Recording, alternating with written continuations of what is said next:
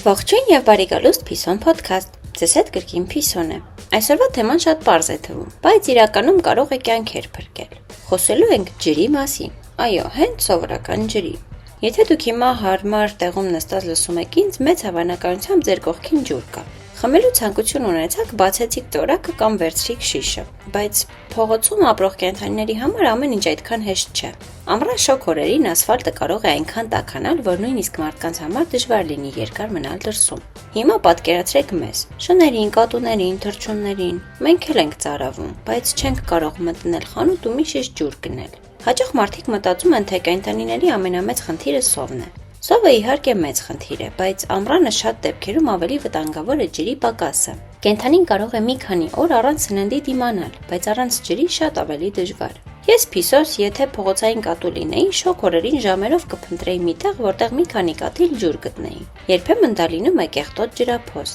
երբեմն ինչ որտեղից կաթացող ծորակ։ Իսկ երբ ոչինչ չկա, կենդանին պարզապես տառապում է ծարավից։ Հիմա կասեք, իսկ ես ինչ կարող եմ անել։ Ամենապարզ լուծումը փոքրիկ տարայի մեջ մաքուր ջուր թողնելն է բակում, շենքի մոտ, այգում կամ այն վայրում, որտեղ հաճախ կենդանիներ եք տեսնում։ Դա կարող է լինել հին աման, պլաստիկ տարա կամ ցանկացած մաքուր տարողություն։ Բայց այստեղ կա մի կարևոր մանրուք՝ ջուրը պետք է պարբերաբար փոխել։ Շոգ եղանակին այն արագ կեղտոտվում կամ տաքանում է։ Ավելի լավ է քիչ ջուր լինի, բայց թարմ։ Եվ գիտեք ինչն է ամենահետաքրքիրը։ Այդ փոքրիկ տարայից կարող են օգտվել ոչ միայն կատուներն ու շները։ Հաճախ այնտեղ ջուր են խմում ճնճղուկները, աղավնիները եւ տարբեր փոքր թռչուններ, որոնց մենք նույնիսկ չենք նկատում։ Երբեմն մարդիկ կարծում են, թե կենդանիներին օգնելը հերոսություն է պահանջում, բայց իրականում կան օգնության ձևեր, որոնք տևում են ընդամենը 1 րոպե։ Ջուր լցնելը դրանցից մեկն է։ Գուցե դուք երբեք չիմանաք, թե որ կենդանին է խմել ձեր թողած ջուրը։ Գուցե երբեք չտեսնեք նրան, բայց փաստը մնում է փաստ։ Այդ օրը ինչ որ կենդանի ավելի հեշտ է հաղթահարել շոկը